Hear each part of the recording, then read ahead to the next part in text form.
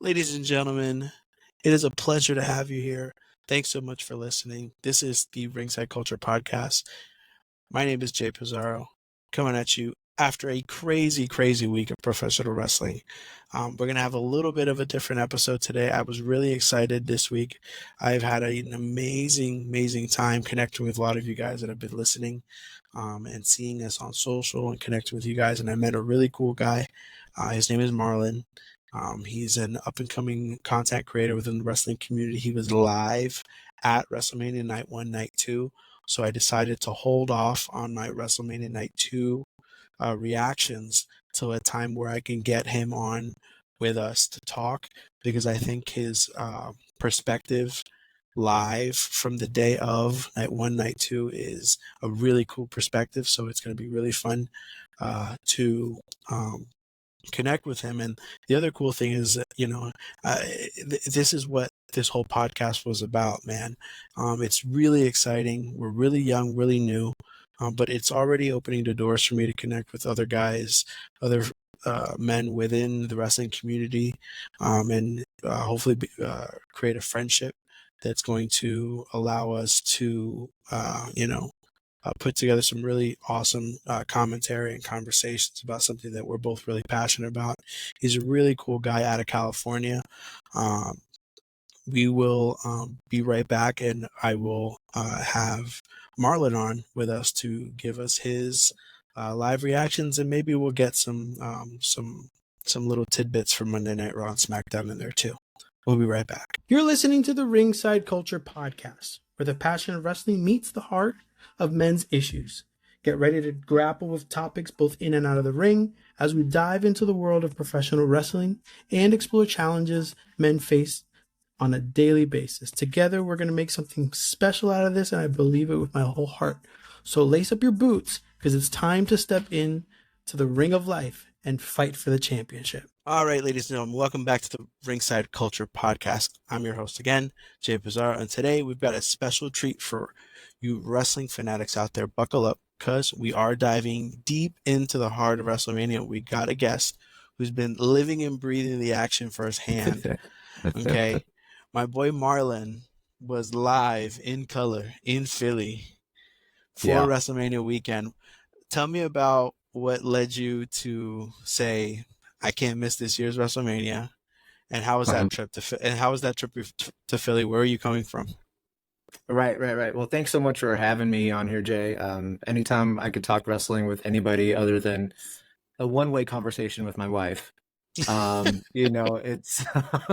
she's like, yeah, oh, cool, yeah, and I'm just like, you don't understand. This was the greatest entrance I've ever seen in my life. But anyway, thanks for having me on here. Always fun, always a pleasure. And then, what led me to go to WrestleMania in Philly was my experience in WrestleMania last year in Los Angeles. Ooh. So just one night for us, just kind of getting our toes wet and haven't been there before. And when I say us, I mean a colleague of mine from work, my friend Thomas. Okay. So since then, we've just been keeping up, trying to go to premium live events or even local Raws and house shows. And we did a decent job, like just peppering throughout the year of attending those. So the storylines, we knew we couldn't miss Mania this year. Everything going on with the bloodline, with Cody's ascension, like just freaking strap a rocket to his back, dude. And we were like, we got to see this happen. All the more so, my friend Thomas is a huge AEW and CM Punk fan as well. So when Punk joined, it was like, we got to go. At least Royal Rumble, right? So, and then so I didn't buy initially a ticket for both nights. I only bought it second night because I was like, I want to see the changing of the guard happen, right? Because it has to happen. Yeah, it has to happen, right? So then when Punk got injured and they started throwing Rock in there, I was like, I have to go to night one now. And my friend Thomas already had a ticket, and he was well, he's like, I'll sell my ticket so we can sit together. I was like, dude, thanks, man. Like, I would have gone by myself because we would have hung out night two anyway. But he was like, well, let me sell my ticket and we'll hang out. And we did. So that's what led me to Philadelphia. It's just the story, the booking, the growth of fanaticism throughout the year since WrestleMania 39. That's wild. No, man. Listen, this year for me, this last year, one of the reasons why I kind of obviously the wrestling side, but the other side is it's like statistically kind of proven now that men have less friends. Men have Hmm. less like positive inputs for energy and for conversation and for things like that. So it was cool. It was big of me to a big part of this for me to kind of connect with other guys within the wrestling community to kind of form that kind of network of people that can talk and hang out and kind of like you said, instead of the one-way conversation, go back and forth and really kind of gel and vibe like that. So it's cool to see that you have like a friend that like went out there and did that with you. What was that? Did you do any of the fan access stuff? What was that? What was that atmosphere like in Philly that weekend when you got there? Yeah, so I flew in on Friday evening. My friend Thomas flew in there on Wednesday because he wanted to do some Stardom stuff and just other Okay. things. So he actually was able to dip into WWE World, which is pretty much a Comic Con for wrestling fans, right? Yeah, of course. Yeah, yeah, yeah. Because it's bigger than WrestleCon is always where WrestleMania is, and that's cool. But like this was access to superstars over superstars over superstars. Like you get in a Yes, line yeah. and they pass you off from one superstar to another to take a photo. So That's wild. By Thursday afternoon, I'm like, on my flight. He's already sending me pics with like Chelsea Green, Piper Niven, Tony D'Angelo, and I'm like, bro, what? Like, and they That's don't charge stupid. extra for it. They don't charge extra. Like usually at Comic Con, you pay to get in, and then it's like, oh Yeah, well, you gotta pay $50 per celebrity to take a progress picture with. But session. this Yeah, is like, yeah. For yeah. just So cut, just cut. It was open access type like that. yeah, it was like, well, you got to That's get in sick. line, and Oh no, yeah. yeah, and I'm like, I need to come out earlier next year. He's like, you need to come out earlier next year. What else did they have? You could do entrances. You could pick any entrance and do a ring entrance That's to any insane. theme music. Who? Which They which go ahead. one did your boy choose? Which one did your boy choose? Did he do an I don't think he entrance? did one. I don't think he did one. What? No, I know. I don't think he did one. He said he would have done something like a stupid, obscure, like a Candice LeRae or something. I was like, bro, no, you wouldn't. But yeah, no, he didn't do it. He didn't do it. And then they had like props from every era up. They had that bloodline like family tree up. They had an ECW section with a whole bunch of like interactive stuff. So what I heard is that it was totally worth it, and people went multiple days for various reasons. That's so cool. That's so cool. So, Yeah, we talked a little bit about that before. We hopped on. We were kind of getting to know each other because we just met today. So this is yeah, really fun. But how long have you been watching wrestling? And can you kind of identify that first memory, like that moment sure. where you're like, "Ooh, this is cool." Yeah, I've been a wrestling family. I've been a wrestling fan, as I told you, man, like since I've had memory. Because my first memories of watching TV is seeing like King Kong Bundy like bleeding and George the Animal Steel's like colored tongue, Hulk Hogan being, this unstoppable force. I watched WrestleMania 6, 7, where Hulk Hogan lost the belt to Ultimate Warrior, and I watched that like live as a kid at a neighbor's house. So since I've been really young, man, since Hulk Hogan was the guy, That guy. the Well, guy.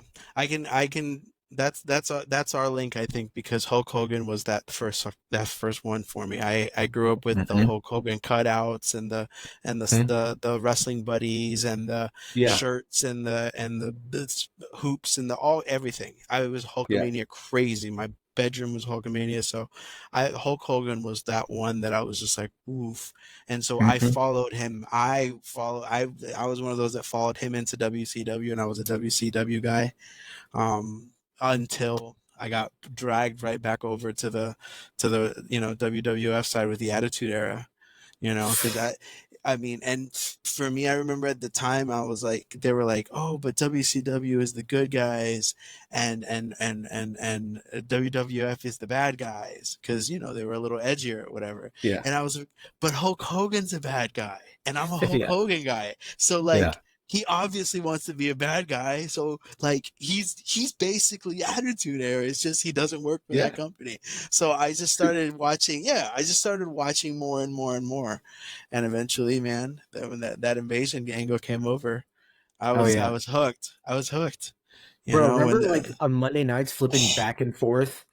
Like Oh especially yes, towards the end of each show. the return button. The return button was my Yeah. home base. Yeah, It was my dude. home base. I would remember what number one show was on, and then I would Yeah. go to the other one, and then I would type in the first number so that I had them on the return button to flip back and Yep. forth, back and forth, Yep. back and forth, because I wanted to be fair.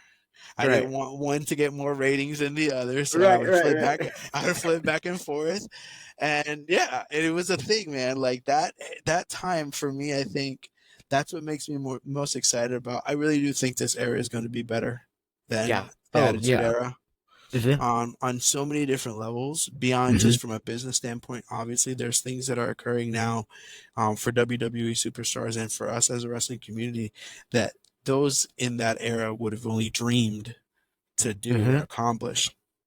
But it Mhm. was just such an intoxicating environment Yeah. Yeah. to Oh, have that 100%. back and forth between the two companies and to I was live catching that back and forth when they said don't bother flipping over to the other side, mankind's gonna win their world title, and I was like, no way, no way, no way, wait a minute, oh my god, he really did, holy crap, this is stupid. It was, and that, I mean, that plugged me into my like obsession for the dirt sheets and reading it, which Mhm. is what helped me keep up with wrestling as long Mhm. as I did. Because when I couldn't watch, I would go online and read about it, or I'd go Mhm. somewhere and watch.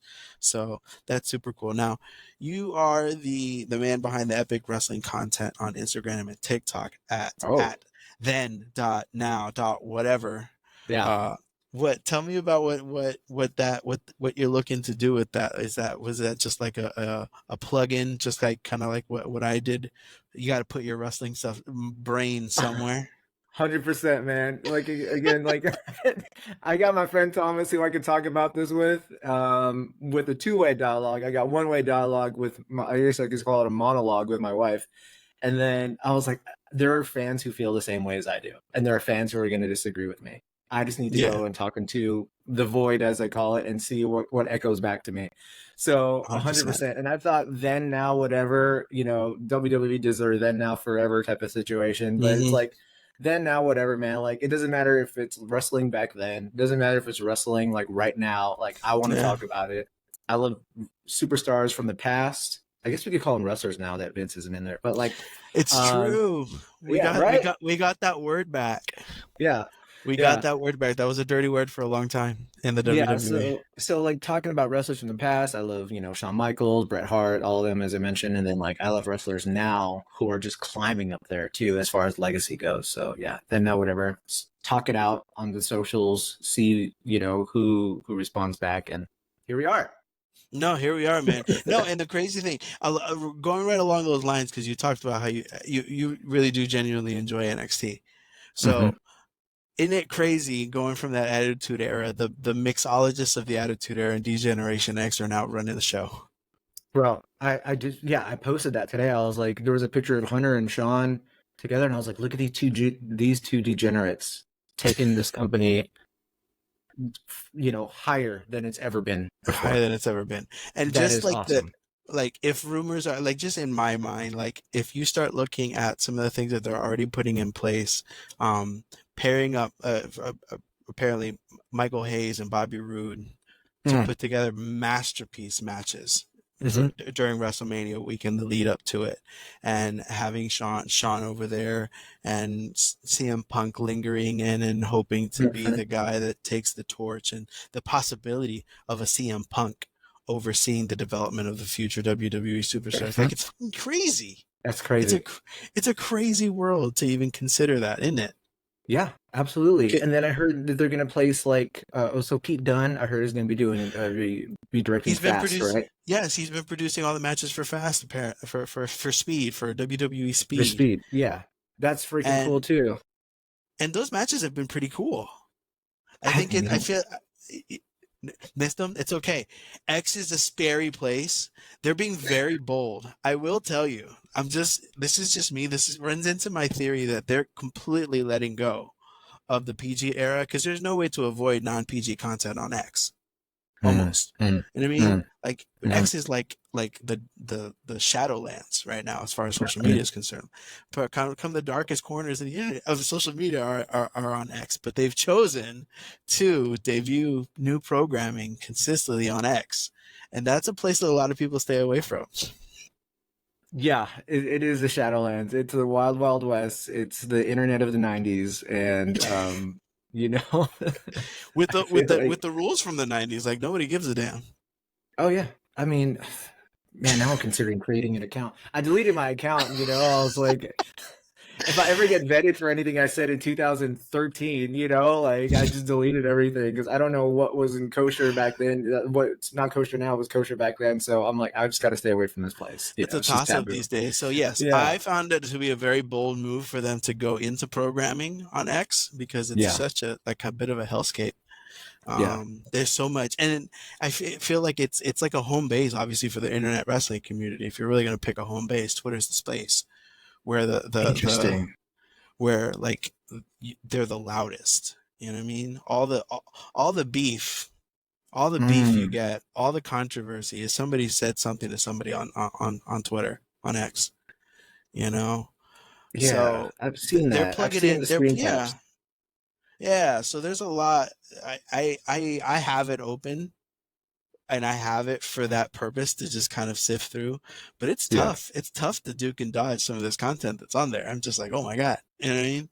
So, yeah, but anyway, yeah, it's exciting. So let's not diddly daddle because I'm super excited. So we yeah. are on the show. On the show, we already went over kind of night one, night two. We had our predictions on here. Mhm.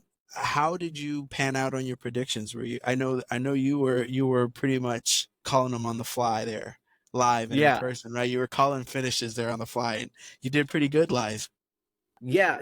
I did. Thomas and I, we did a confidence score ranking. Where out of 13, you give it a 7 or whatever. We were like watching after the first night. He was like, "I think you're winning as far as like predictions and confidence scores go." And I was like, "I know I am." Like I was I didn't want to say nothing, but like, There's okay, I know nothing. I I am. know I'm winning. Yeah, exactly.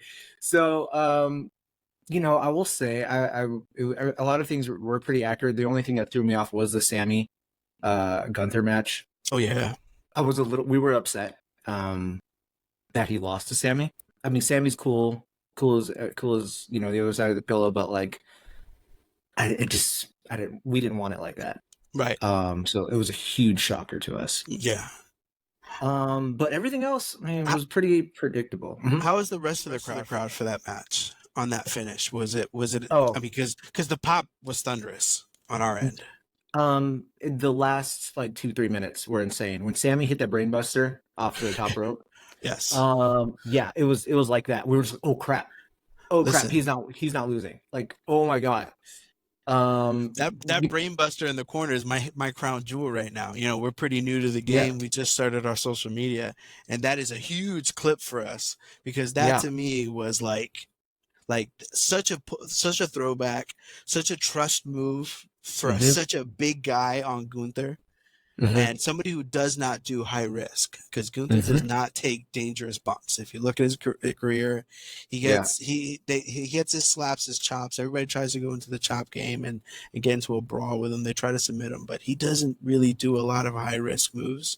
yeah, So that was shocking that end for him to pull that out. It was dope. It was dope. yeah.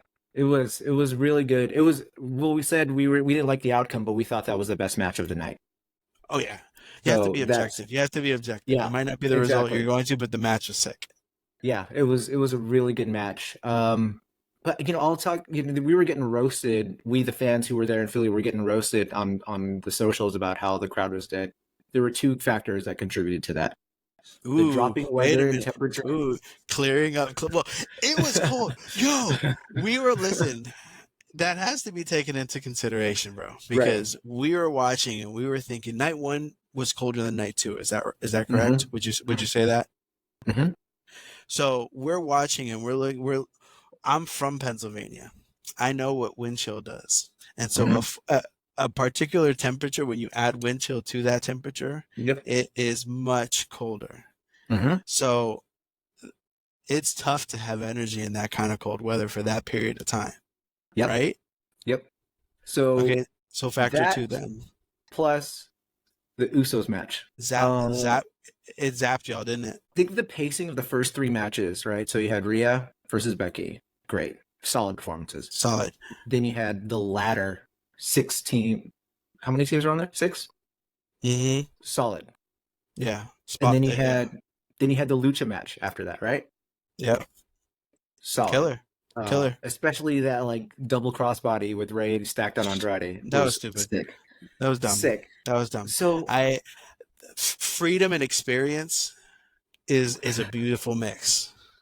You know what I mean? Freedom and experience, yes. That's a good way to put it. Because I feel like we talked a little bit about AEW. There's a lot of freedom and not a lot of experience. So there's a lot of danger. I am personally somebody who agrees with Al Snow. Al Snow is getting a lot of flack right now because a couple of weeks ago he said on I forgot whose podcast, he was like, "Oh, telling you now, somebody's gonna die live on TV."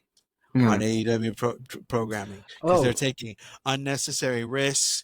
They are not prepping right for those risks, and there's just so many close calls that, mark my words, it's gonna happen sometime in the history of AEW. Somebody's gonna die on live TV. Yeah, but I have to agree. There's been so many moments where I've just felt like I try to watch, but I feel uncomfortable sometimes watching the inexperience. No, I agree. Like 100% the inexperience, and the fact that they're doing it so often means that they just have to keep ramping up the stakes, right? Mm-hmm. I mean, I did a comment on somebody's post. I said, the Grim Reaper fears Darby Allin, and not to go too much off topic here, but like, yeah, I feel like that dude just gives no F's, and he said it before. He's like, yeah, if I die, I lived a good life. It's fine. But right. I'm like, wow, like not everybody can have this mentality every week of you guys just freaking throwing each other through real glass, real glass. Yeah. No, and this guy, oh man, again, not to get off on a tangent. Now here goes Jack Perry trying to build a career off of that. Now his whole gimmick is straightforward, aligned, geared towards a guy that doesn't work for any of the companies he works for. Will not work for any of the companies that he works for. So you're starting a wrestling storyline that will never have a payoff. Are you stupid? What's the payoff? I know. What's self-contained? The payoff? It's self-contained. No. There's no. So flip the coin over to WWE. When you take experience and freedom, you give the freedom to guys like an Andrade, an AJ Styles, a Rey Mysterio. AJ Styles this week, that freaking 8 Styles clash onto KO. Oh yeah, into the cover. Sick. Yep. Freedom and experience. Even Sammy pulling off the brain buster on a Gunther. Freedom and experience. I mean, that's where the magic is coming from right now. Triple H trusts these guys. He trusts his staff. He trusts his producers, and they trust him. So here we are. So WrestleMania Night 1. What was the loudest match of the night? Wait, let's back up because you said Jimmy Uso and Jimmy and Jey Uso were factor 2. So that zapped. So overall, Night 1 looked the better on paper compared to Night 2. Yeah, had to be. Night 2 blew us away, and we can get into that when we talk about Night 2. But Jimmy versus Jey, the super kicks were just ludicrous, and just my friend went to the bathroom. He knew it was going to be the worst night of the match. He was like, "What did I miss?" I was like, "You literally missed nothing," and I kind of envy you. So if we could erase that from our memory, I would. I'm an Uso fan. I love the swag. I love the presentation. I love Jimmy. Jimmy's a goon, and they give me life when I see them on screen, but like that match just wasn't it. I don't know who wrote it separately somehow. It's one of the crazy things I'm so invested in them and their character work and the story and what could have been between Jimmy and Jey, but I've also already accepted the fact that outside of Roman Reigns, the Bloodline members, they suck at wrestling each other. They are really bad at wrestling each other. Their styles are all so similar that they don't have the ability to counter, shoot and counter because it's the same moves. So it's super kick same moves, same after bag. Super kick after super after splash after hip attack after hip attack after, you know what I mean? 100%. So, you're seeing two mirror images going back and forth. What should be on paper a killer match of the night contender comes across 0.75 stars. That I was don't know. Meltzer's score. That was Meltzer's score. You know, it's so funny. Like, it's such a wild place because on one side you have, like, for example, over you bring up Dave Meltzer, you have Will Ospreay on one side shooting shots at Triple H and being irresponsible, but then you have him being extra responsible and saying, "Listen, who cares about these ratings from Meltzer? Kurt Angle doesn't have any 5-star matches on Dave Meltzer's ratings," and he said it. He's like, "I'm nowhere near the caliber of wrestler of a Kurt Angle." Yeah, I watched that interview this morning. So yes, so what does that matter? Like, it's an opinion. Who cares? It's true. It's like this bouncing back and forth. I don't think it was Will Ospreay's idea to shoot that shot, personally. Oh, for the interview, for the promo last week? Oh yeah. I don't believe that was him. Yeah. I don't believe he shot that shot. Because at the end of the day, Triple H didn't name no names. Right. And that could have been, he could have been talking about Okada. He could have been talking about a lot of guys that at some point, you know, he could have been talking about MJF right now. They could have been talking back and forth with MJF, and MJF decided to stick with AEW because their schedule is easier. He could be talking about Edge. Yeah. He chose to leave the WWE for an easier schedule. True. Yeah, you're right. So you're right. There's no evidence to who Triple H was specifically referring to. So to end that book, this last week's episode of AEW was a mistake across the board. I don't know what we may have witnessed the end of AEW live on television. I hope not. I hope not. I hope not either. But where do they go from here? They need to act like it never happened and continue to develop their talent. They need to. How are they going to do that with CM Punk chats live on TV next week? That is insane, man. Like, that is, bro. Well, they better learn how to pivot. They really do, and really listen to what the fans want. They can't get CM Punk back, but they need to learn how to pivot and get out of here. Yeah, like, Bubba Ray was like, "I'll help you. I'm not trying to get work." Yeah, this is what I'm pretty sure the wrestling legends call working yourself into a shoot. I think they are in this loop where now I don't know. I mean, to their benefit, maybe they'll keep their viewership at the boost that they got because people are going to be interested to see the downward spiral, or if they're going to be a phoenix rising up from the ashes. God, let's see. But anyway. Well, WWE, I'm saying WWE needs the competition, whatever you want to call that. They do, because in order to, what is it? Competition breeds excellence. And they need it. They need it. Yeah. But but the neat thing about now is, yes, but that was because before the WWE was a closed door. You know? For cross promotions? So I feel like before, because of Vince's just closed door, us versus them mindset and way of doing business, then of course there was that hunger for a legitimate contender in the ring to compete with the WWE. But I think that there's already an agreement in place between WWE and TNA. Obviously there's some relationship in place between them and GCW because they allowed their performers to go over there. They've started to let performers go over to Japan, with Shinsuke doing the last match with this guy. So I think right now what's better served for wrestling promotions is to mosey their way up to have some sort of working relationship and have legitimate working relationships where maybe you can say certain things to drum up some business for yourself, and it'll have some shots fired on the WWE side, but they come to the table and do it coordinated and work all the fans. Yeah, no, that's a good point. That's a good point. Yeah, you know, they should be doing final boss level storylines across promotions at this point. the kind of machine they are. But let's get back to WrestleMania though, because I'm really excited.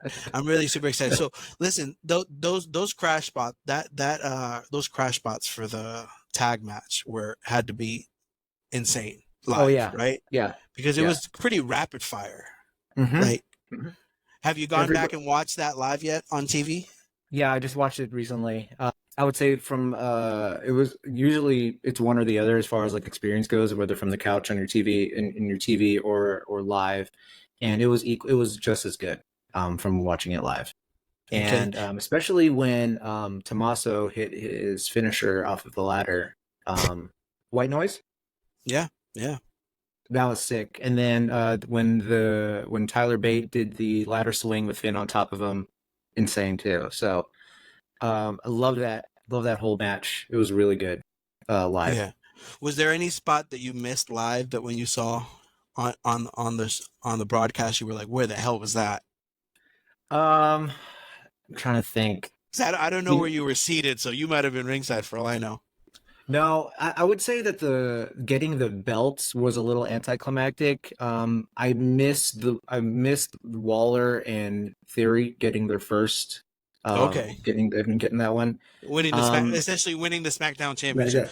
Yeah. Yeah. You missed that part. That's kind of important, isn't it? Yeah, I missed it, but you know what? When I watched it on TV, I was like, oh, I guess I really didn't miss much because I thought that there was going to be a lot more contention as somebody was reaching for the belt, but maybe they're not doing those spots anymore, like Edge, Christian, like TLC style. You know what I mean? Like, oh yeah. So when everybody won, like nobody was in danger of like falling off the ladder. You know what I mean? There was like no exchange of blows at the top. Like it was a clean win for R-Truth, and it was a clean win for A-Town Down Under. So I thought that was going to happen, but those are fine. But yeah, my predictions did not pan out for this match. I really thought that Pete Dunne and Tyler Bate, we're gonna get the shot in this match, but the moment Tyler Bate took that DDT through the table, oh god, yeah, I was like, well, there's out. Yeah, he can't come back from that. Like this is the Paul Levesque era where storylines make sense. You get DDT'd head first off the out of the ring through a table, you're dead. Yeah. That's the end of your participation in this match. Yeah. So no, 100%. Plus they're on SmackDown, right? Because you thought they would one team's going to end up over there because now both teams are on Raw. Typically, right. I mean, yeah. Right. And I felt like DIY was going to get their moment as well. I thought it was, for my prediction, I had DIY and Awesome Truth. So 50%. And the moment Judgment Day didn't retain, I knew that Damian was cashing it. Oh, that was so good. Yeah.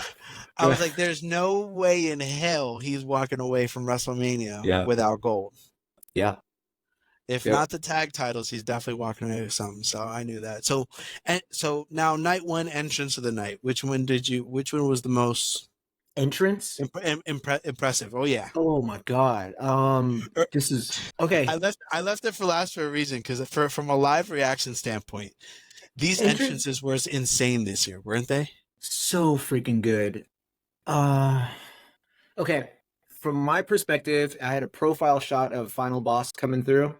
Oh. And I didn't understand the whole fire thing. I was like, why the hell is the fire so low? Anyway, it's the Rock's entrance. I have chills just thinking about it. Right. Do that whole thing.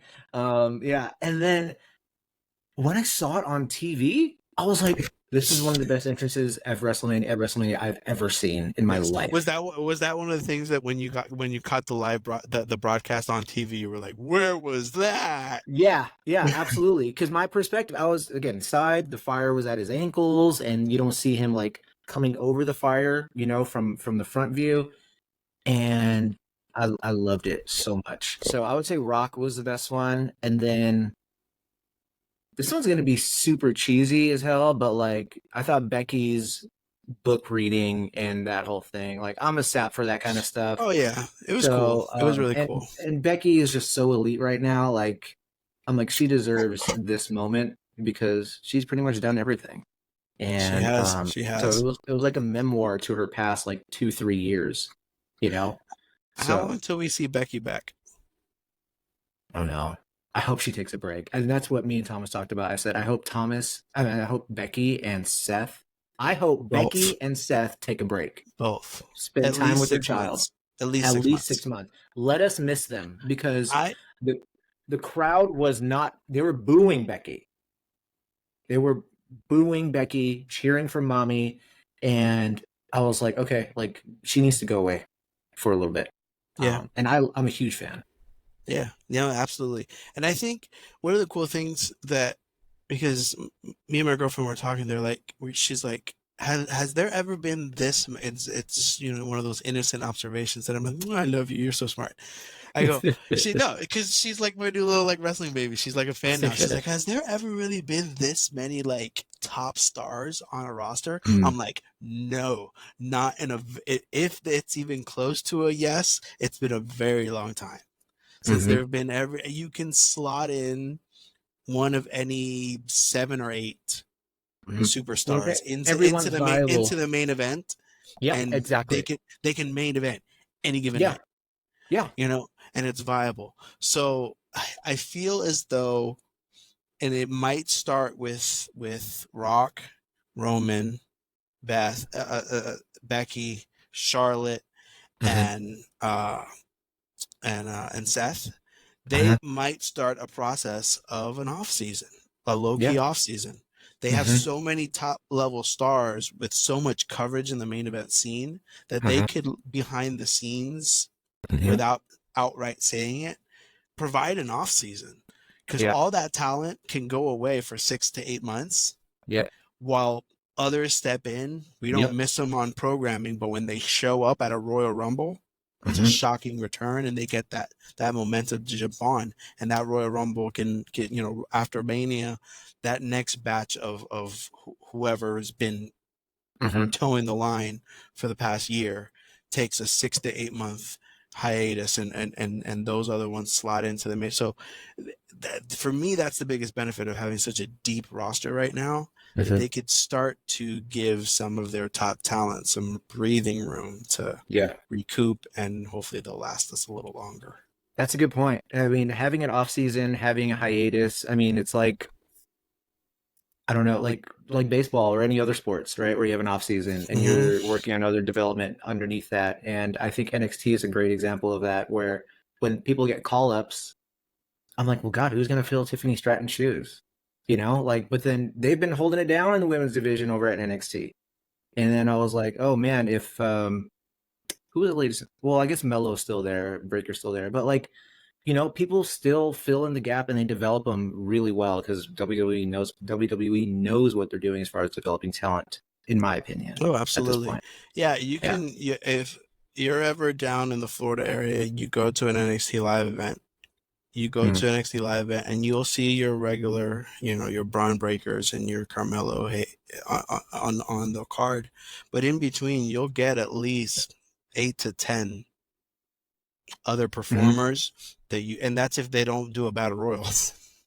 Right. If you on the card, but you'll see a pretty solid crop of talent at these live events that are not on TV yet, that haven't even hit level up yet. And on level Wow. up, you start to you start to see that even on level up, you start to see some of these guys that only show up on level up and you've never seen them before, which I think has been really cool for them to have that Yeah. kind of like little separate show for them, like a B show for NXT as well. Yeah. But yeah, their development is real. And speaking of development, man, beyond Jade Cargill, she looks solid. She looks solid. Physically Like and she's performance no, wise. yeah, performance wise, yeah, in every aspect, in every Yeah, way. exactly. Exactly. The girl's solid. Yeah. you know, and it was part of the conversation when she was coming in. They were like, she would always answer, it's the machine, it's the system, it's the professionalism, it's the organization, it's the development, it's the coaches, it's the legends, it's the whatever. Like the amount of training they took a solid 6 to 8 months Mhm. to acclimate her to what they wanted her to present, to undo anything because she talks a lot about it in some of her interviews, that she learned completely on the fly in AEW. She Mm. got thrown out into that tag team match with Cody Rhodes, and that was her first match ever. Mhm. Mhm. Yeah. You know, so there was a lot of like just kind of picking it up as she went, and so that for me was more so even beyond just the storyline and the whatnot, because they did have her as undefeated. It's cool or whatever, but the underutilization for her was, I think, the development of her. They Oh yeah. have take like that pop up power bomb that she did Ky- Kyrie? uh No. no on Coda. Um, Oh, and Cody. Yeah. yeah, Dakota Kai. she yeah Dakota Kai. She she slammed her. She popped that up clean, like she's crispy. Yeah. But I wonder if they're giving her that Hulk Hogan esque That's what we appeal. were talking about. Yeah. It's when is she going to get her hair tousled? That's my question. Her hair is always looking amazing, right? So I'm like, when is she going to get her hair tousled? When is she going to sweat? I don't know if I've seen sweat or if it was just the Does natural she glow. sweat? I don't know if Does she she sweat? sweats. Does she sweat? So Her muscles are too tight. right, her I muscles don't are know, too man. tight. Like her Bro. gloss, she's got a nice gloss coming out.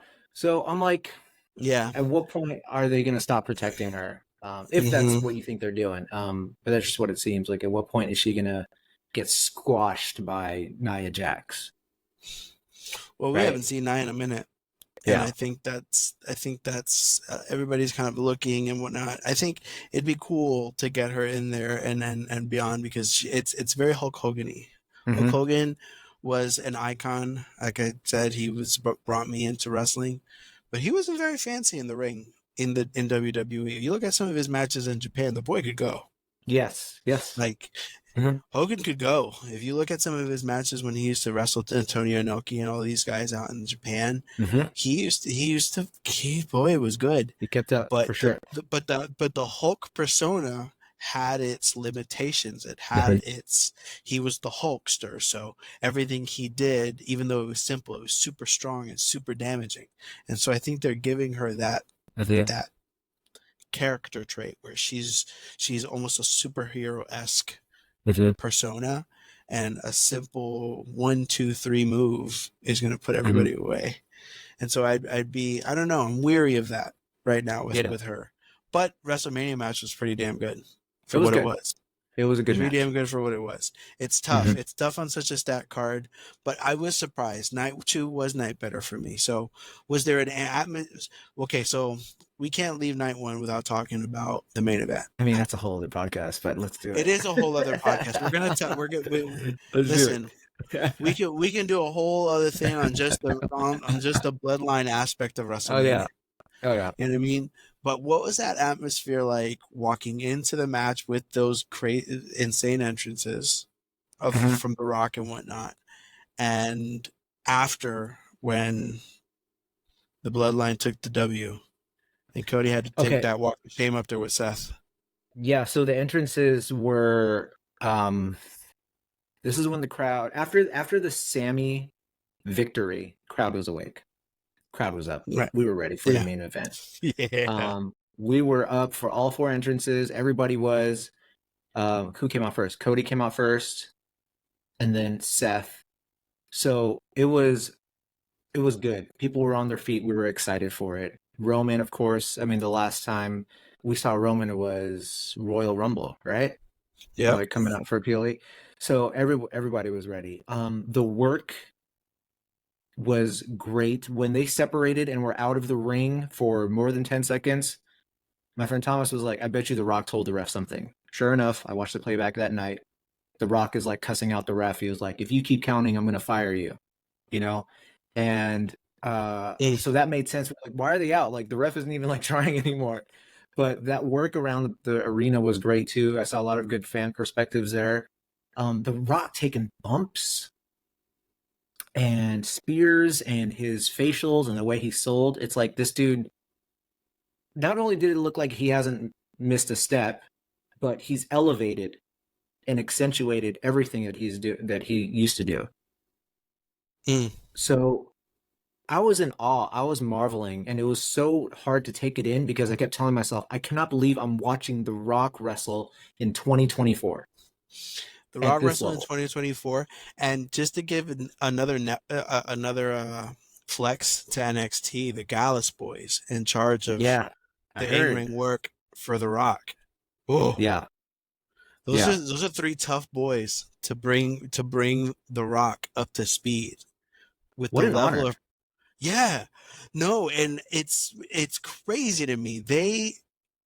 I would imagine there has to be big plans for Gallus For Dallas. boys at Mhm. some point Yeah. because there's so many people on the roster, on the main roster, that could have had that spot.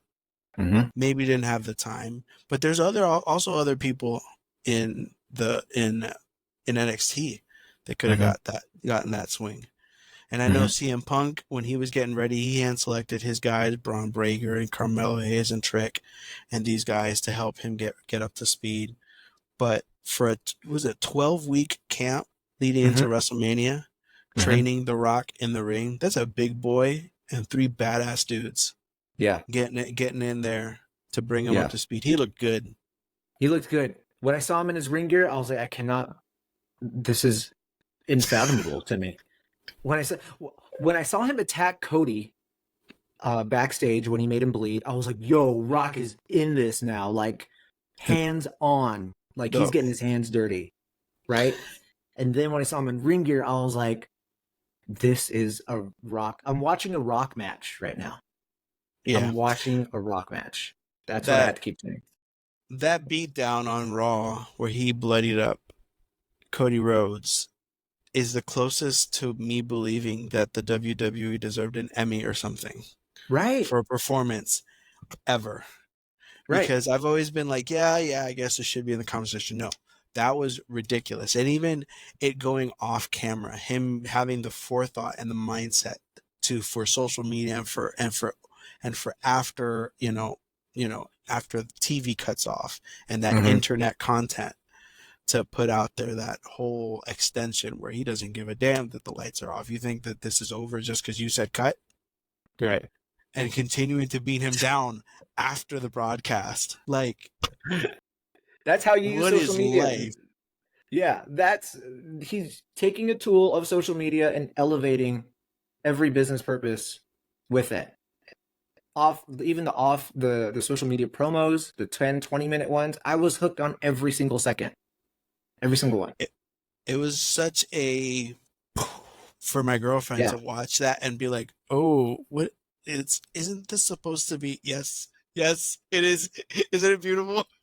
It's not supposed to be real, but it is, isn't it? Yeah. It's so real to me." I know. But Cody's that just like slicey, right, slicey. slicey.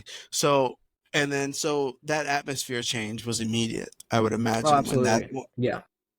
when that pin came down. Did you low key want it deep down in your wrestling soul because you wanted the Bloodline Rules match Did I low key night want two? the Because that bloodline to win? oh yeah, High key. high key. Yes, I was here for all the debauchery. I wanted it all. I wanted Yeah. the most overbooked, main event in WrestleMania history, night two. Hell I yeah. wanted all the bells Yeah. and whistles. I There's no wanted the way I was gonna. mountain. You Go wanted the ahead. mountain, 100%. Yeah, there was no way I was gonna Yeah. settle for a straightforward gentleman's match on night No. two between Roman and Cody. That I is mean, there not would how have been this. shenanigans. There would have been shenanigans anyway. If Yeah, it that's not was, how this if storyline is gonna end. no, There's no way. no, yeah. It's like So it's it's like the Mysterios. Listen, there's no way the Mysterio storyline ends unless it's hair versus mask. That mullet has to yeah, go. yeah. Hair versus You know what I mask. mean? Yeah, It yeah, has to end. There's no other yeah, way for Rey Mysterio and Dominic Mysterio's feud to end, and possibly Rey Mysterio's career to end than a hair versus mask between the two. There, yeah, it's so ingrained in lucha culture. The yeah, máscara contra cabellera, like the whole concept of that, is so ingrained. It's always been a thing. That's the yeah. grudge match of all grudge matches within that culture. So same thing, man. There was no way I was gonna get a gentleman's match between Cody No, and Roman on night two. I wanted all the mess. yeah. All the mess. You wanted to make it so insurmountable for Cody that when he does win, it was the sweetest taste of victory ever. So That's good. what it was. So So high good. key wanted bloodline. High key Huge wanted Roman blood kind. fan. Yeah, Now did the crowd reflect that? Do you feel like the crowd was pulling like absolutely. was there a buzz No, where they were I think pulling even for the Cody fans. bloodline? I think Cody fans even knew that this was inevitable because nobody was booing. From what I remember, nobody was booing when the Bloodline won. Mm, So we knew that night 2 was going to be the night of redemption. Night of Redemption. So Yeah. WrestleMania Night 2, Night of Redemption. I thought it was really freaking cool for them to start WrestleMania with the women's match. Yeah. And how sick was it for? Because wait a minute, hold on. Night 2. Who opened night 2? Seth and Drew.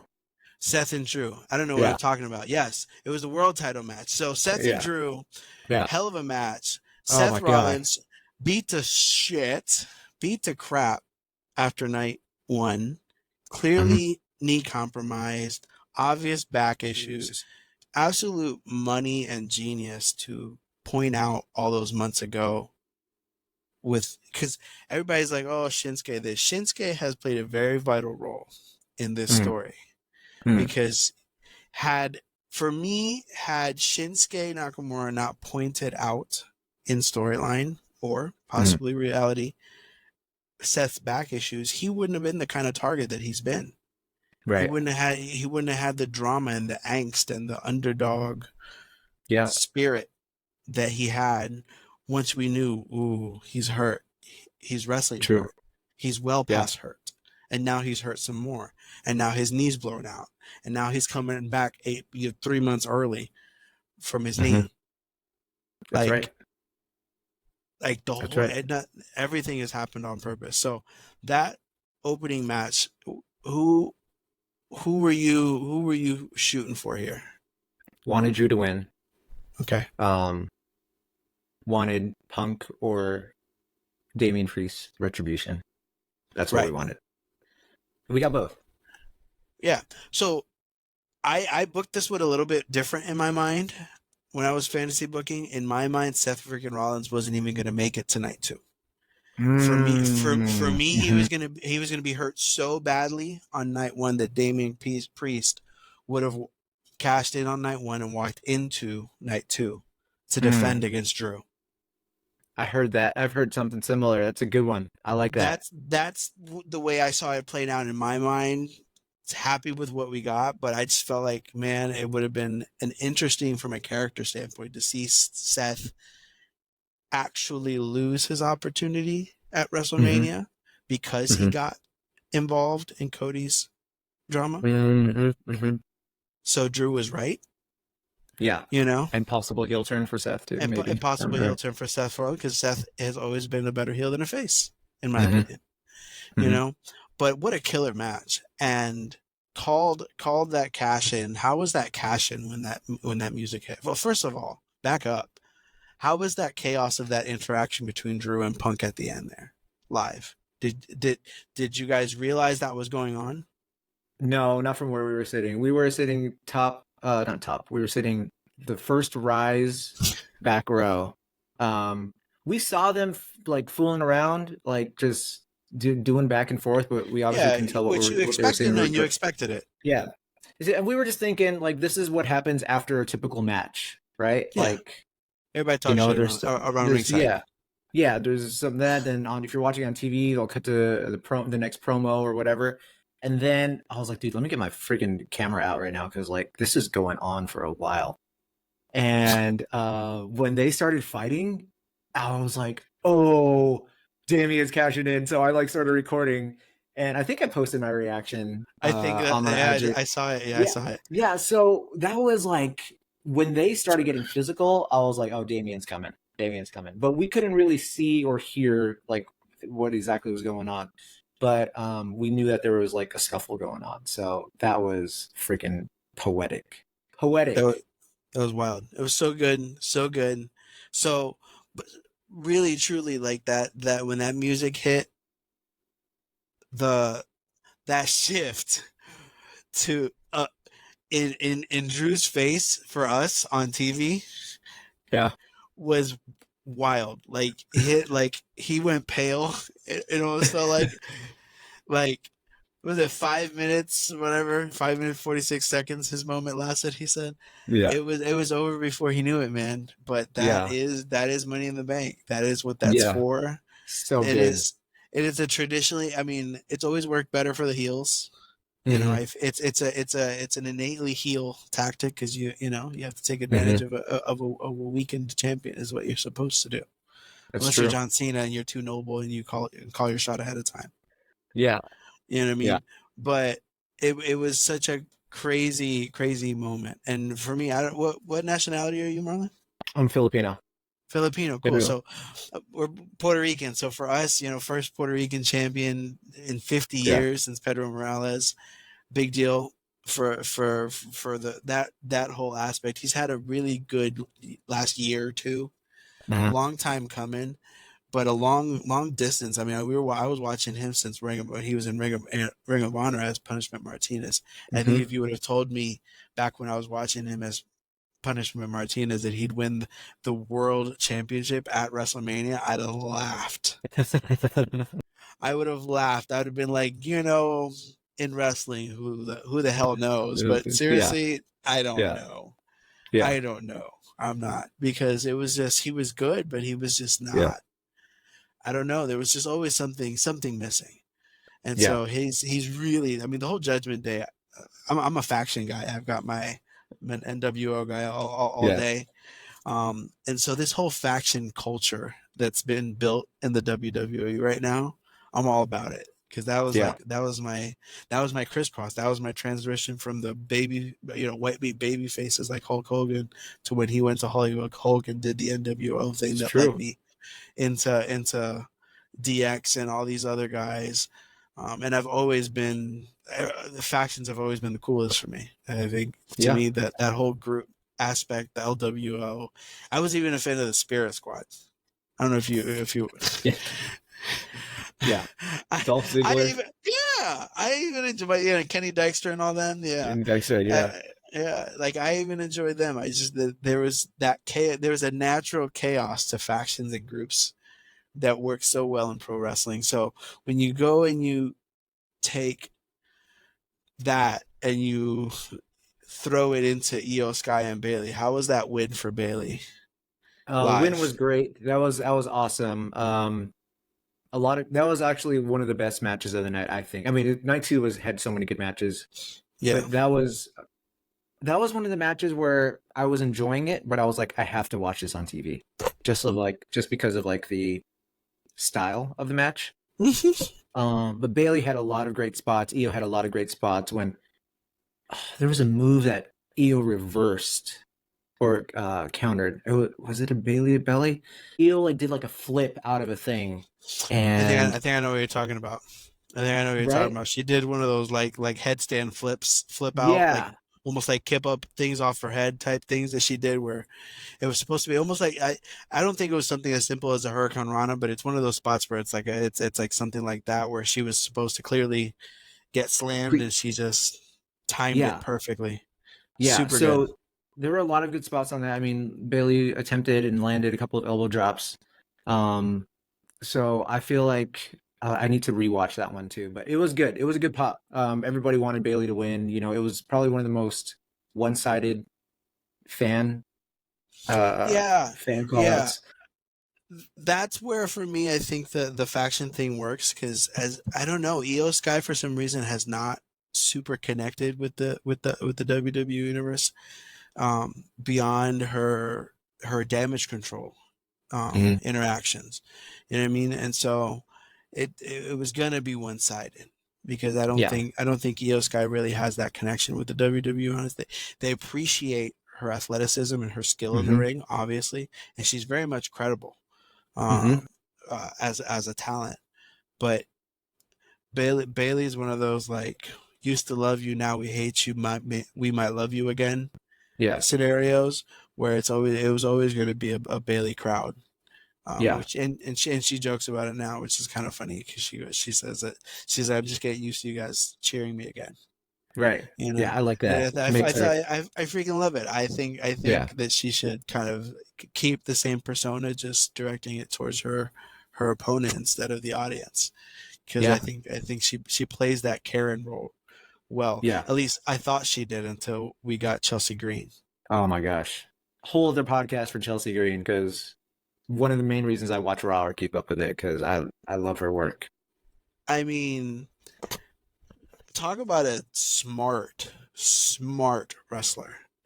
Just a Hmm. smart performer, because and she Hmm. said it, I think, on a couple of podcasts. She's like, it's not nobody, half the people don't remember who wins and loses, but there are Right. moments. There are Moments. moments Yeah. that She's you like, I want to remember. create moments. Yeah. She said on I Van want to. Fleet. I'm. Yeah. And Yes. There it and was. and, Yep. and the other one that she was on prior to that, and she was like, I don't need a title. People want me to win the belt. She's like, I don't even really need to win. She's like, I just create moments. And she kept talking about her Royal Rumble moment. I And she mean, was like, I think people remember it. I've rewatched a lot of her segments and rewatched a lot of her matches just for her reactions and her. I mean, she's just hilarious. She's Yeah. super good. Definitely would have liked to seen her on the card this year in some Hmm. capacity. I Hmm. think there was opportunity for that a little bit in some capacity. But you know, there's more to come. But so night two, when you're talking about night two, for me, this was just me personally. My bathroom break was LA Knight and AJ Styles. Yeah. If we're gonna pick, and that's Yeah. crazy to think, That was my because prediction. Yeah. yeah, It would be that bathroom break. yeah, for me that was my bathroom break, only because I felt like, I mean, AJ Styles and LA Knight, they can't have bad matches, but it just didn't feel like a WrestleMania caliber match. It felt like Backlash. we hadn't seen, yeah, Backlash, even SmackDown, to be honest with you. Yeah. They could have made a SmackDown, Yeah. but I don't Yeah. know. It's just I think I don't know that their styles in the ring mesh well for me. What do you think? Um, that's a good one. Maybe they're too similar. I don't know. I think for me, any validity of why they're putting it together is AJ's experience. I mean, LA Knight has experience, but like he's just now like he's popping at the WWE, you know. Mm-hmm. So like LA Knight's aura plus AJ's in-ring technical experience. That to me is like the reason of why that's No, even well, there. listen. When I got back from Yeah. the bathroom, I really Yeah. enjoyed the rest of the match. Yeah. Like, so I can't really say anything bad about it. But it was You the one that literally went to the back. no, I did. That was the time I got up. I went to the bathroom. I watched their entrances because I thought their entrances would have been cool. I know AJ was debuting Yeah. new entrance music. Uh, uh, not a fan, but he wanted something a little darker because I guess he's doing the emo AJ now in WWE. But yeah, it was a great match. They can't really have a bad match. It just didn't feel like I was missing anything. Yeah. Um, is all. I enjoyed the street fight a lot more than I thought I would. Oh yeah. Okay, the street fight was I sit corrected. That was my bathroom break when I made my predictions. Yeah. But that was wild. I love how they threw Bubba Ray in as Yep. special guest referee. Love the pop when he took the glasses off, when he took the glasses out. And I loved when like Tez did the whole Devon, Yeah. thing. So that match was surprisingly satisfactory. Yes, I enjoyed that one a lot more than I thought I did. Yeah. I really thought that was going to be my bathroom break. They kept me when Snoop came to commentary Oh yeah, yeah. and when Bully Ray came out to be the referee. Because then at that point, because for me doing a Philadelphia street fight that with this crop of talent, that was clearly going to be their nod to the Extreme Rules match in Philly. Mm. So when Bully Ray came out and he's calling the shots and he's the referee, I was like, oh, this is gonna be foul. Let's Yeah, go. This is gonna yeah, be good. This is gonna be good. It yeah. was really, really good. I was very pleasantly surprised by that one. So that's why I ended up having to hold it until LA Yeah. Knight and AJ Yeah. Styles. I think I called Street Profits for bathroom break and then I went to the bathroom during LA and AJ. There it is. I think There it that's what it is. was. Yeah. There it is. So and then okay, so where do you stand on Logan Paul? I love Logan Paul. Did you love Logan Paul before he was in WWE? I respected his grind because I know he and Jake were like making a lot of waves, and I know he screwed a lot of people over for during like the whole digital currency thing. Right. But I respected his grind. I know they were hustling. I know they were promoting like crazy. And then I was just surprised to see how great he is in the ring. So and in promos. It I like infuriates me how natural he is. Like born to do it. Right. Couldn't have possibly been successful doing anything else. Everything else would have been a after. And within the grand scheme of things, like he would have constantly been reinventing himself. I feel like another this, another that, this show and that show, and this fight and this or in this investment and that investment. And I feel like he has found a absolute natural fit for all of it.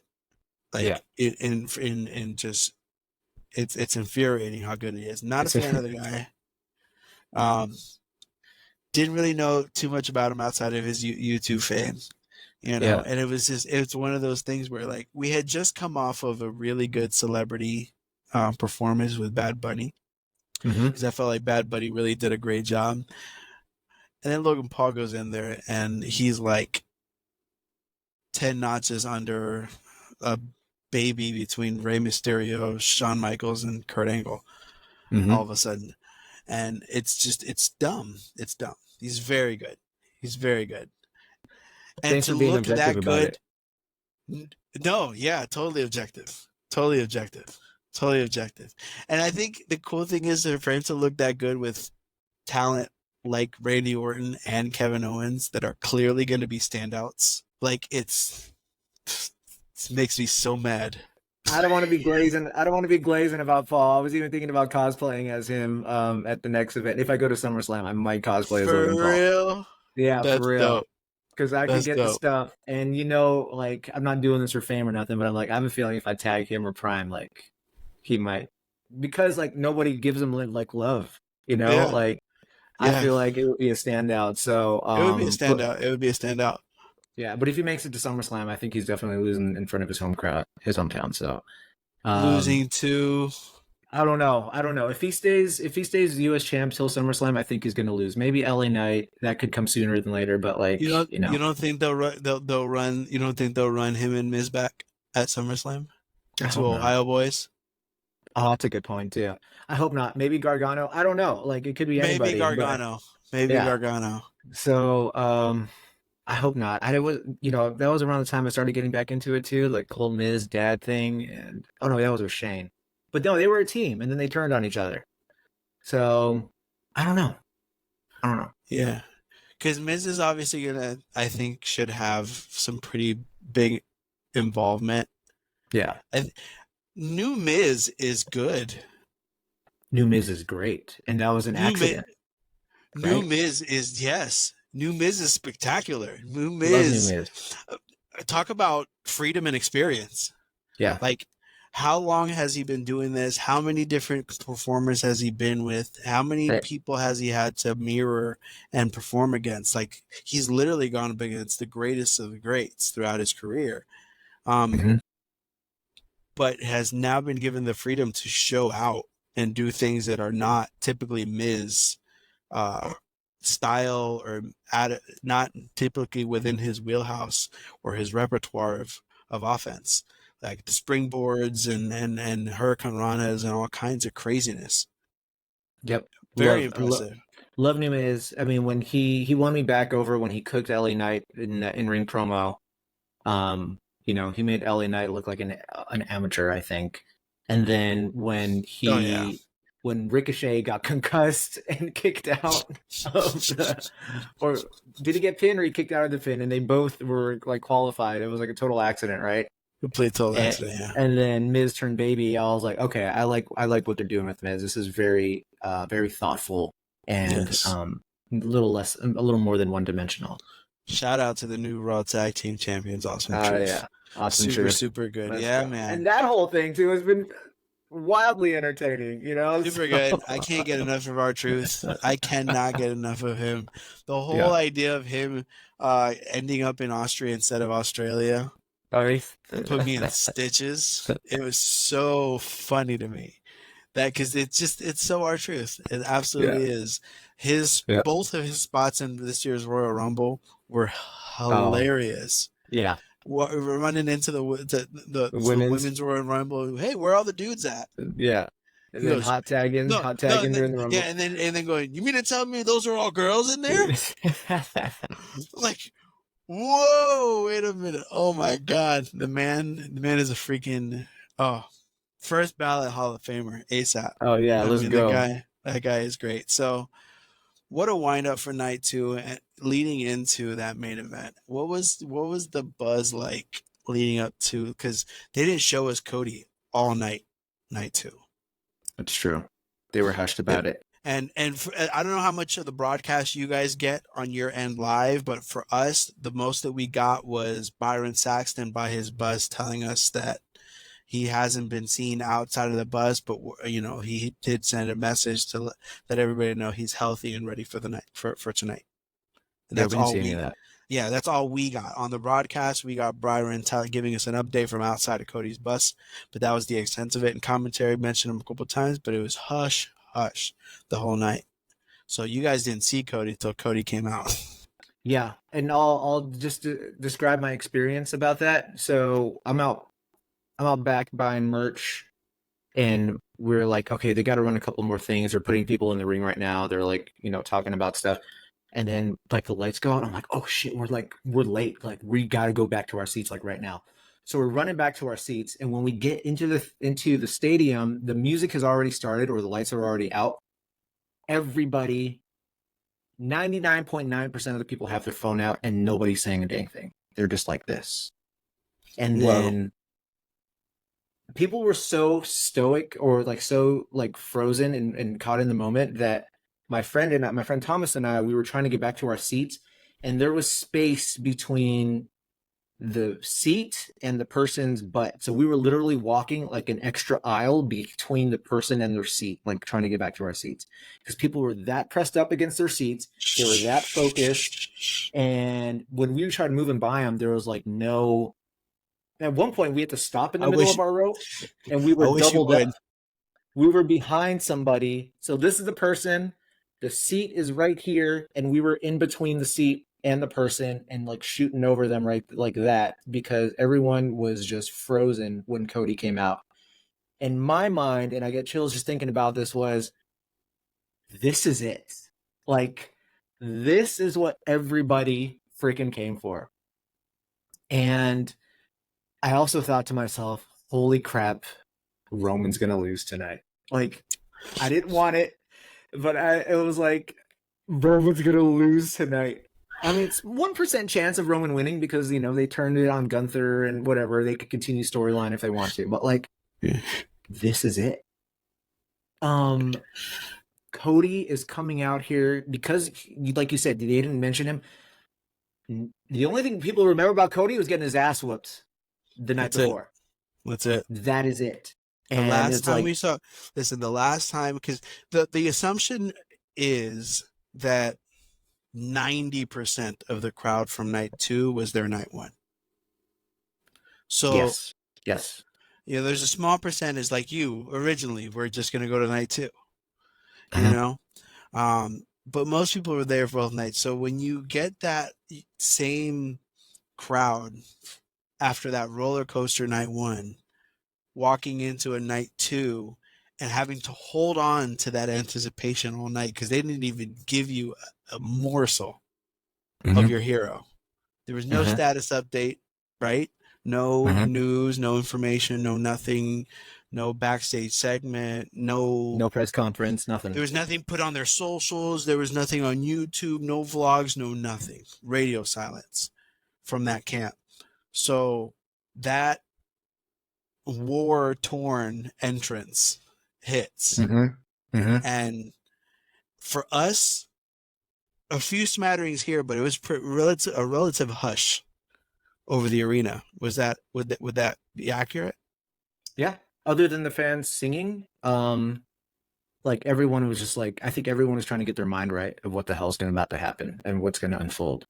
Because there's rumors about surprises and there's rumors about Cody possibly not winning. And everyone was just so locked in. That was my experience and remembrance of it. And we were surrounded by Cody fans. It was like me and the guy in the row in front of us who was absolutely wild. I think I got him on video a couple of times when I posted. He and I were the only like bloodline people. Like everybody was putting their ones up, but he and I were the only ones who were like really wanted Roman to win. Yeah. And I'm not mad at Cody winning. I think he deserves everything, and it was all poetic. But like, yeah, there was a hush and a lock-in of like, and people were so into this match. There wasn't too much chicanery going on prior to those interferences, but like, it was great. It was good. That, for me, that was what I enjoyed most, because when you get what you got night one with The Rock asserting his authority, telling the ref, if you keep counting, I'm going to fire you. So it immediately made it impossible for Cody Rhodes to win night one, because the referee wasn't going to count anyway, even if he hit his finisher and The Rock was out cold, he wasn't going to count because he was going to get fired. So I think the fact that we got a solid 15-20 minutes of straightforward, let's Wrestling see, lockups. yeah, let's see if we can end this now before anything occurred, I think was a game changer. But dude, what a match. It came across to us like a pretty even crowd, like pretty even split for most of it. There were some parts where Cody was way over, and there was nothing that could be done. So Jimmy hits the ring. What's that moment forward from Jimmy hitting the ring and that real kind of mixed and overbooked feel happen? Did it feel right in the arena, or was it a little chaotic? It felt right. It was perfect timing. But then since then, like that went spot to spot to spot to spot, because it was like swinging of the pendulum for both ways, right? Jimmy came in first, right? Yep. I haven't rewatched it. Jimmy came in first. Jay countered high level table spot, right? High level table spot. I think I recorded our reaction on that. I think I got that on video too. I haven't posted it yet, but that was a pop. Great pop. Solo came in, right? Yep. Took care of business for a little bit. Cena comes and counters. Yes. So when Solo came, we were like, okay, like this has to be Cena's spot right here. I mean, they got unfinished business. Well, that's what made the predictability of those spots, or so we thought, because we were like, everybody has their counter. Jay has his Jimmy, Solo has his Cena. We thought Rock had his Austin, but we got the Undertaker instead. So yeah, one thing that gets overlooked, and I didn't record it because I was like finagling with my camera. Damn it! Yeah. So Cena to Solo, Rock to Cena, Seth Shield. So I wasn't watching during the Shield era, but I knew how crucial this was. But then like we kept like Moxley, no way. Moxley, no way. Moxley, no way. All of our minds went there. Listen, buddy. Listen. If your mind didn't go to Moxley, you're a liar. Everybody's mind went Moxley for a moment, because I think that if there's anything that Tony Khan could have done to elevate his brand and put his brand back on track, would have been the pop Moxley out there for a Mox appearance at a WrestleMania to back up his boy Seth and then go on about his business. We never see him again, but he showed up. So that, but no, we get Seth. The degree, Seth hobbling into the ring, barely able to stand, to give the necessary ingredient, be a man of his word, be the shield for Cody Rhodes. and That didn't cost hit me Roman until I watched the replay. and cost Roman the victory. In the moment, I just thought, okay, great. Seth walked in and just gets punched in the face. Good shit. Right. Great. Right. Yeah. But when it was almost, I would love, I think that I know it's out there because I feel like I've seen it. It was almost shot frame to frame, frame for frame, like a swap, like a swap. Like it was almost the same angle. Because if you look at the way they were standing, like Roman was here and Seth was here, boom, chair shot. And so they flipped it. Roman was here, Seth was here, boom, chair shot. So it was a mirror image of the exact same scene. It was so good. Right. So good. Right. On TV came across clear as day. I was like, oh my God, it's a live flashback to what Roman sees in his head every time he has an opportunity. Look, these writers, these producers, the writers and producers of the show need an award. I don't know if wrestling needs to be in its own category in or a what. movie or in a TV show. You would get a flashback. Stupid. This is insane. This long-term storytelling stuff, just from like moments. And for me, that's what made this. Because everybody's like, "Oh, this is like the Avengers Endgame of professional wrestling."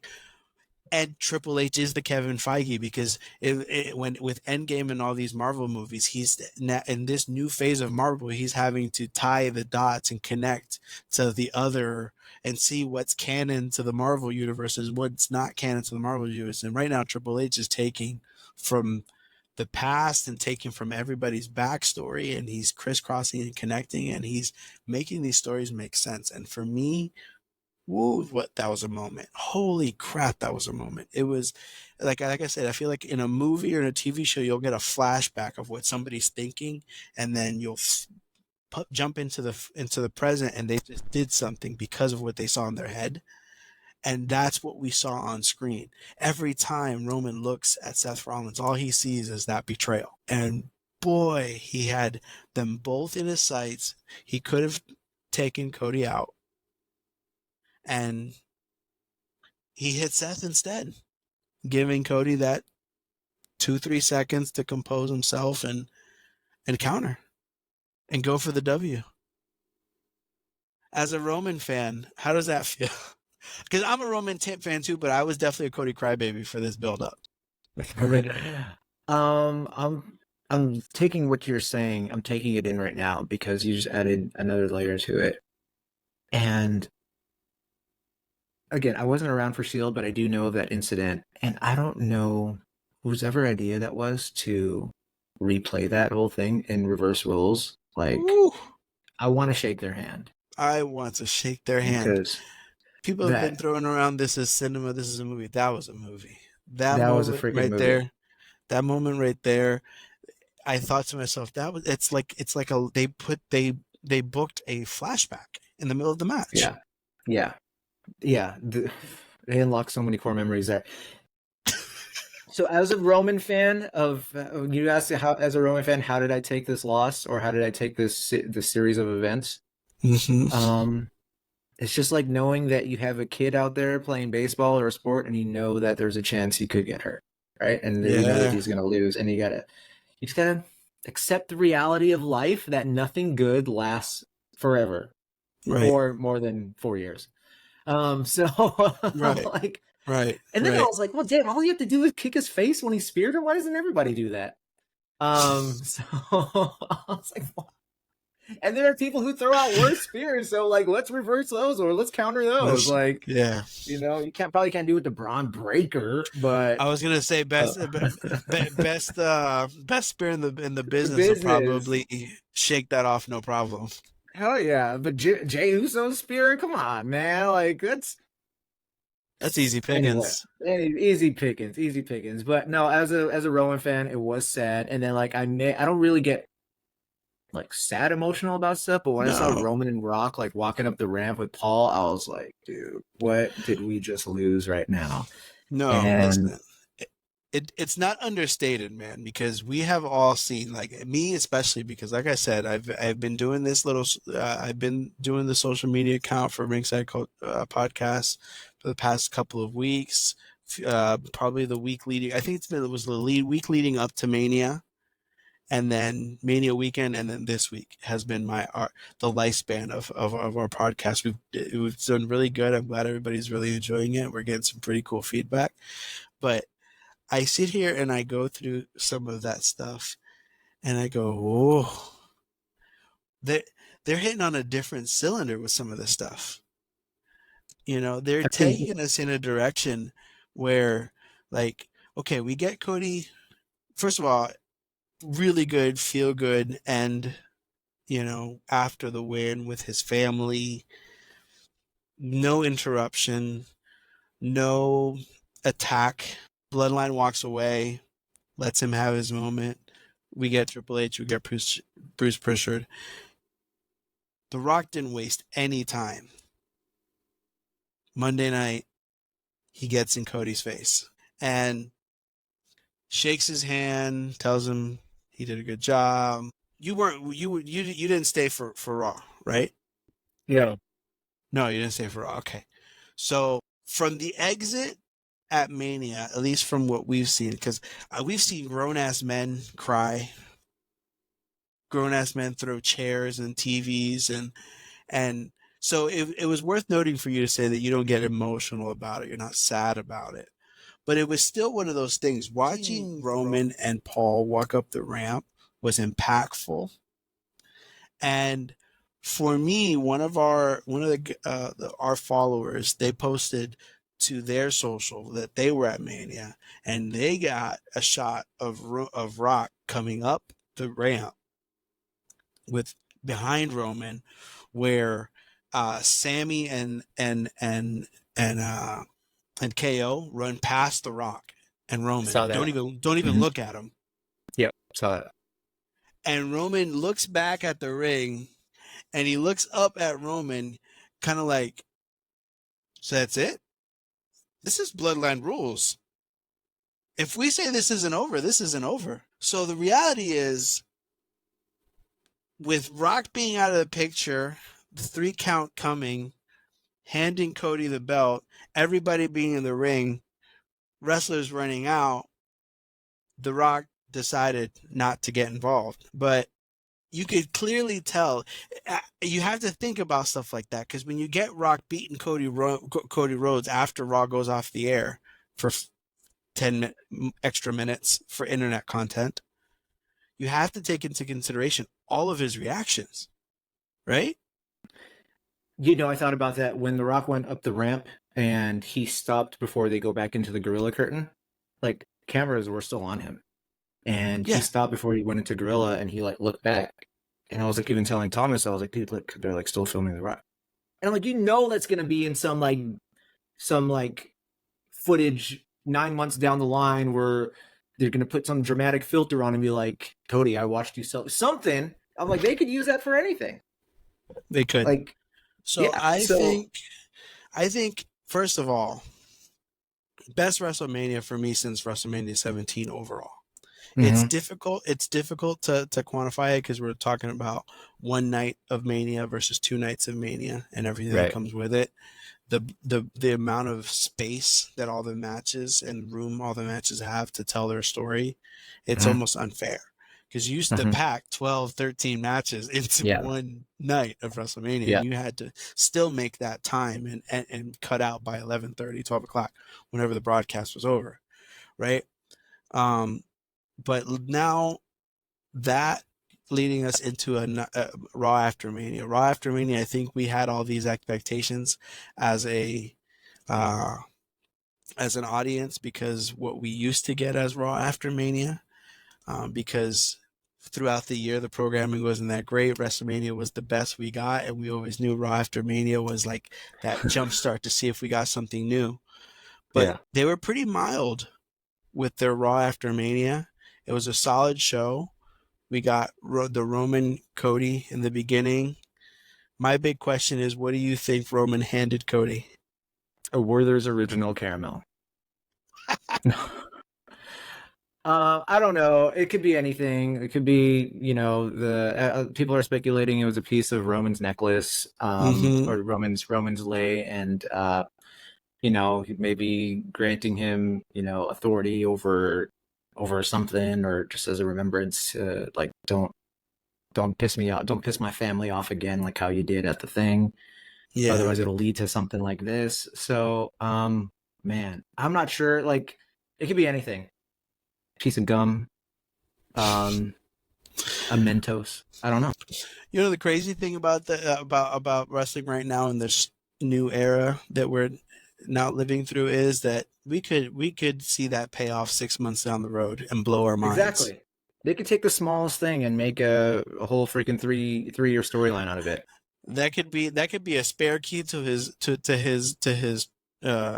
bus, and Rock was the one that Rock was the one that set it on fire. That could be a watch.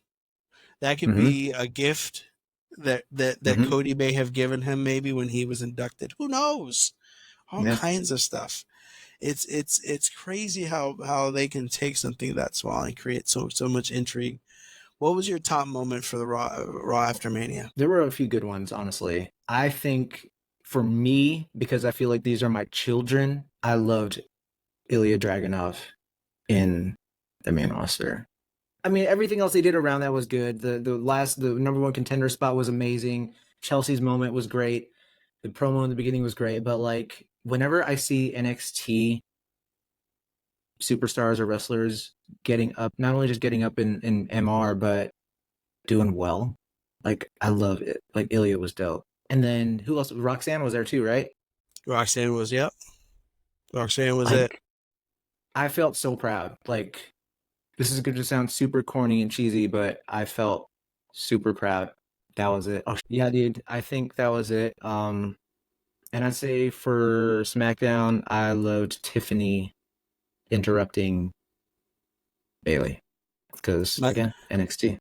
Top moment for SmackDown was Tama Tonga coming in and yeah, I mean, come on, like, of course. On that note, like, Marlon, I'm gonna let you go on that one so that we can promise to continue this conversation on another episode. Okay, because there's so much more to talk about. I appreciate you coming on and sitting with me. I know you're a family man. It's been a pleasure talking with you. It's cool how the wrestling community can bring two strangers together and we can talk like we've known each other forever. I think that's the most beautiful thing about this. So I appreciate you being on the Ringside Culture Podcast. Until next time, tell the people where they can find you on your socials. Yeah, just find me on TikTok and or Instagram at then, now, whatever, with periods in between those words. So like then, now, forever, like a WWE, but then, now, whatever. All right. Check us out. Appreciate you. Take care. Thank you. Appreciate it.